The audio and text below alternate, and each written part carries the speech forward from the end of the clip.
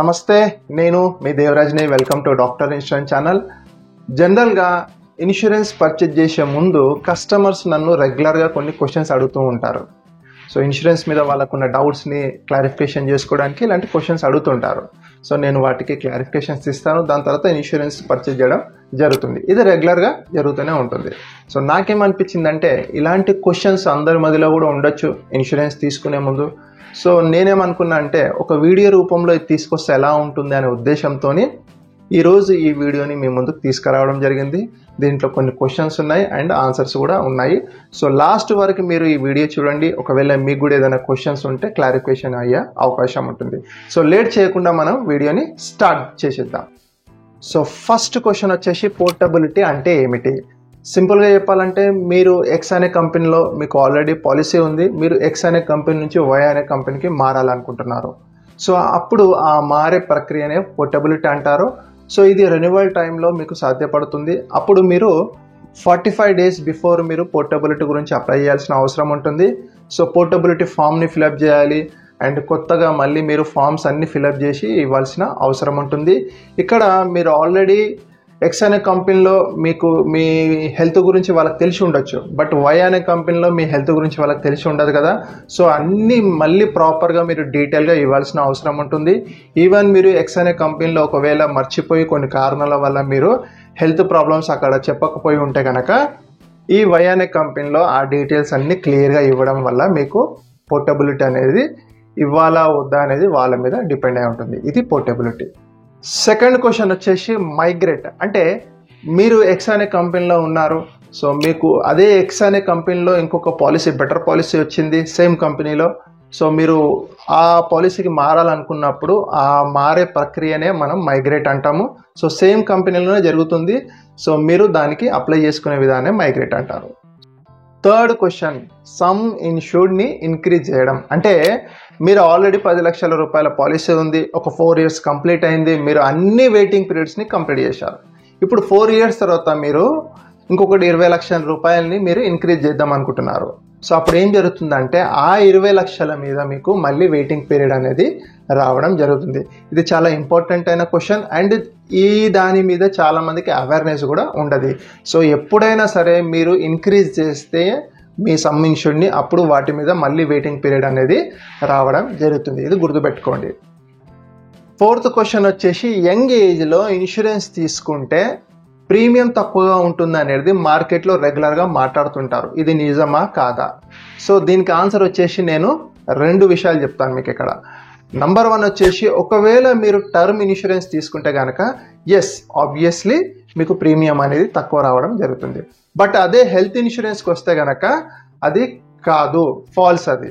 ఎందుకు అంటే ఇక్కడ హెల్త్ ఇన్సూరెన్స్లో ప్రీమియం అనేది ఏజ్ స్లాబ్ వైజ్గా డివైడ్ అవుతుంది తప్ప మనకి యంగ్ ఏజ్లో ఉన్నారు కాబట్టి ప్రీమియం అనేది తక్కువ వస్తుంది అనేది ఫాల్స్. సో ఇది రాంగ్. ఫిఫ్త్ క్వశ్చన్ వచ్చేసి మెటర్నిటీ కవరేజ్. రెగ్యులర్గా ఈ క్వశ్చన్ నన్ను అడుగుతూ ఉంటారు. సో వీటికి కూడా పాలసీ కవరేజ్ ఇస్తుంది. అన్ని కంపెనీస్ కావు, కొన్ని కంపెనీస్ ఈ డెలివరీ కవరేజ్ని ఇవ్వడం జరుగుతుంది. ముఖ్యంగా వీటిలో ఏమేమి కవర్ చేస్తారంటే మీకు డెలివరీ కవరేజ్ని ఇస్తారు, అలాగే న్యూ బార్న్ బేబీని కవరేజ్ ఇస్తారు, అలాగే బిడ్డ గర్భంలో ఉన్నప్పుడు కొన్ని కాంప్లికేషన్స్ వస్తాయి. సో వాటిని కూడా కవర్ చేయడం జరిగింది. అలాగే ఐవీఎఫ్ని కూడా కవర్ చేయడం జరిగింది. మీరు పాలసీ తీసుకునే ముందు బ్రౌచర్ని ఒకసారి చెక్ చేసి పాలసీ తీసుకోవాల్సిందిగా నా మనవి. సిక్స్త్ క్వశ్చన్ వచ్చేసి మనకి జోన్ బేస్ ప్రీమియం తీసుకుంటారు కదా, దానివల్ల మాకు ఏదైనా ప్రాబ్లం ఉంటుందా అనేది క్వశ్చన్. ఇక్కడ మీరు గుర్తుపెట్టుకోండి, ఇన్సూరెన్స్ కంపెనీస్ జోన్ ఏ, జోన్ బి, జోన్ సి ప్రకారంగా డివైడ్ చేయడం జరిగింది. జోన్ ఏలో హై ప్రీమియం ఉంటుంది, ఎందుకంటే అక్కడ హాస్పిటల్స్లో హై ఛార్జెస్ ఉంటాయి కాబట్టి. అలాగే జోన్ బిలో కొంచెం తక్కువ ఉంటుంది, జోన్ సిలో ఇంకా కొంచెం తక్కువ ఉంటుంది. మీరు ఎక్కడి నుంచి అయినా పాలసీ తీసుకోండి, బట్ మీకు ఆల్ ఓవర్ ఇండియాలో మీకు కవర్ చేయడం జరుగుతుంది. ప్రాబ్లం అనేది ఉండదు.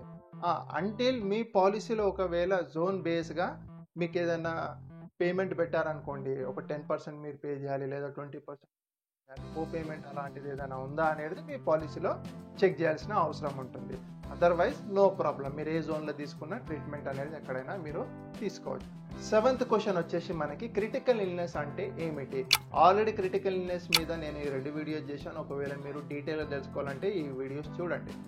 క్రిటికల్ ఇల్నెస్ అంటే సింపుల్గా చెప్పాలంటే మీకు క్రిటికల్ ప్రాబ్లమ్స్ వచ్చినప్పుడు లైక్ క్యాన్సర్ ఉండొచ్చు, లేకుంటే బ్రెయిన్ ట్యూమర్ ఉండొచ్చు, లంగ్స్ ఫెయిలియర్స్ ఉండొచ్చు, ఇలాంటివి వచ్చినప్పుడు మీకు ఇన్కమ్ అనేది ఆగిపోతుంది. అప్పుడు ఈ క్రిటికల్ ఇల్నెస్ పాలసీ తీసుకున్నప్పుడు మీకు లంసమ్ అమౌంట్ అనేది మీకు ప్రొవైడ్ చేయడం జరుగుతుంది.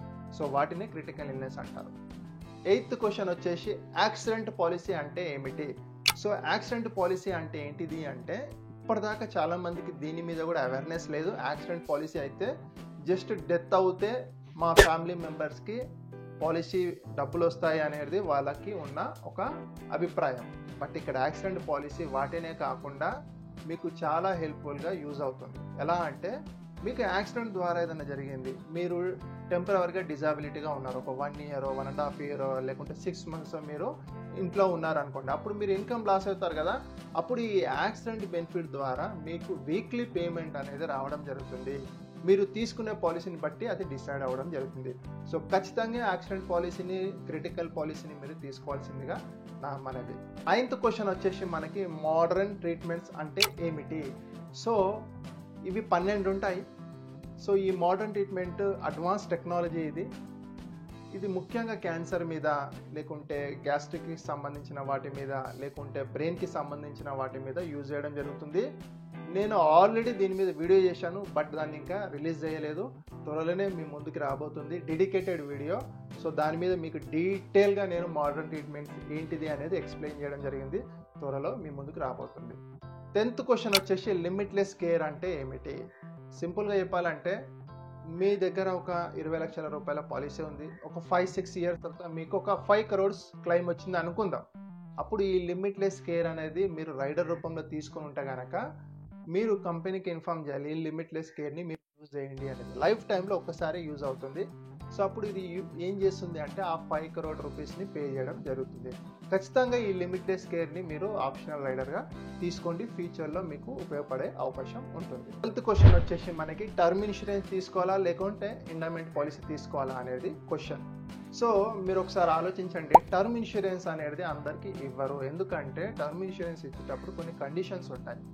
లైక్ ITR చూపించాలి వాళ్ళకి, లేకుంటే ఫామ్ 16 అన్న సబ్మిట్ చేయాలి. అది అందరు సబ్మిట్ చేయలేరు, అది అందరికీ అవైలబిలిటీ కూడా ఉంటుంది.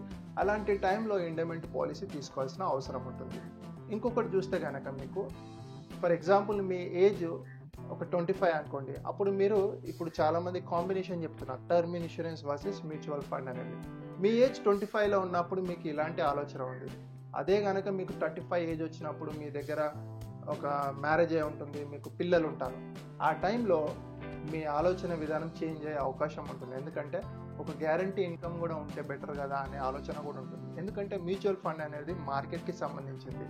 సో అప్పుడు మార్కెట్ ఒకవేళ డౌన్ అయితే మళ్ళీ అది రికవర్ కావడానికి ఒక 2-3 years పట్టే అవకాశం ఉంటుంది.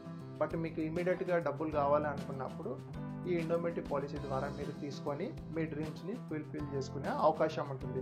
సో అన్నీ ఇంపార్టెంటే మనకి. కొంతమంది ఈ నినాదంని కొత్తగా స్టార్ట్ చేశారు, term insurance versus mutual funds అనేది. 12th క్వశ్చన్ వచ్చేసి ABC రైడర్ అంటే ఏంటిది? సింపుల్గా చెప్పాలంటే asthma, BP, cholesterol and diabetic. So ఎవరికైనా ఈ ప్రాబ్లమ్స్ ఉంటే కనుక వాళ్ళు ఎక్స్ట్రా ప్రీమియం పే చేసి రైడర్ రూపంలో ఇది తీసుకుంటే కనుక మీకు పాలసీలో ఆఫ్టర్ 31 days తర్వాత మీకు పాలసీలో కవరేజ్ ఇవ్వడం జరుగుతుంది. సో ఇది క్వశ్చన్ అండ్ ఆన్సర్కి సంబంధించిన వీడియో. అండ్ ఒకవేళ మీకు ఏదైనా డౌట్స్ ఉంటే కనుక మీరు కామెంట్ రూపంలో నన్ను అడగండి, నేను ఖచ్చితంగా మీకు ఆన్సర్ ఇవ్వడం జరుగుతుంది. సో ఈ వీడియో మీకు యూస్ఫుల్గా అనిపిస్తే లైక్ చేయండి, షేర్ చేయండి. Thank you. నెక్స్ట్ వీడియోలో మళ్ళీ కలుద్దాం.